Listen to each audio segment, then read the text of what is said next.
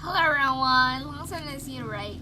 Today is nearly my birthday, so my mom gave me, yeah, a new book series. It's called Harry Potter.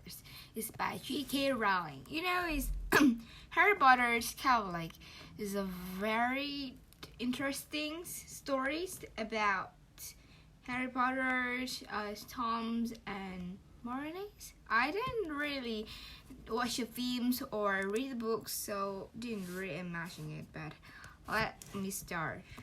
Okay, there are 8 books in this book series, and there's a lot of stories. I didn't even read one, but let me tell you at the inside. Alright, let's start with the book 1. Harry Potter and the Lost Philosopher's Stone. Let's start.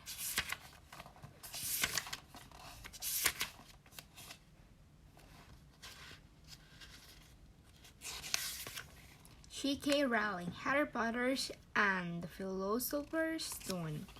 For Jessica, who loves stories. For Anne, who loved them too. And for G, who heard this one first. Hogwarts School of Witches and Wizards. You can see here pictures of Hogwarts schools. Here is it: the Hogwarts Hut, Swarby Wells, Greenhouse, Hogwarts Castle, Fordin's Forest, Bromshad, Quidditch Stadiums, and this hot image is Hogsmeade Stadiums. I didn't listen to it, so maybe I heard this very clearly. Okay, now let's start.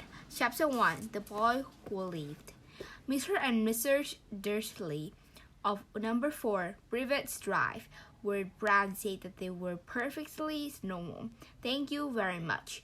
They were the last people you'd expect to be revolted in anything strange or mysterious, because the just didn't hold with such nonsense.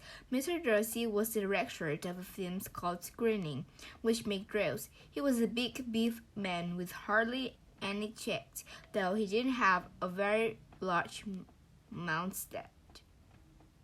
Mr. Darcy was thin and blond, and had nearly twice his usual amount of neck, which came in very useful as he spent so much of her time crawling over garden fences, spying on the neighbors.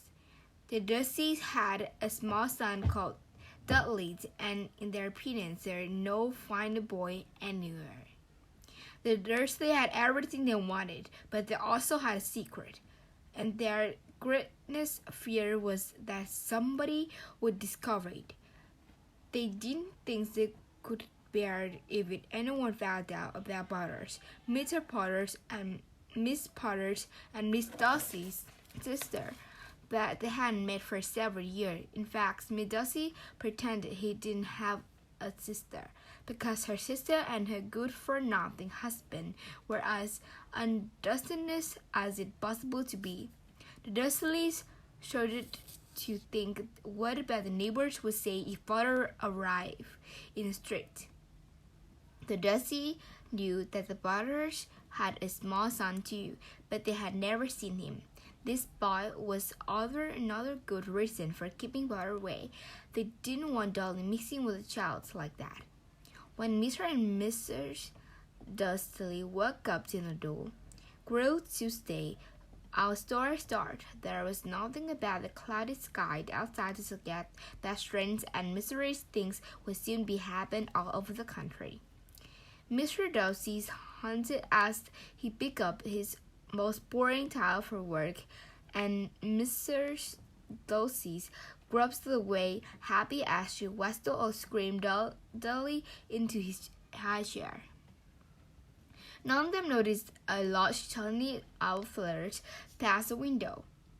All half-past 8, Mr. picked up his press cast, pecked Mr. Darcy on the cheek, and tried to kiss Dolly's goodbye but missed, because Dolly was now having a tantrums and throwing his skewer on the wall.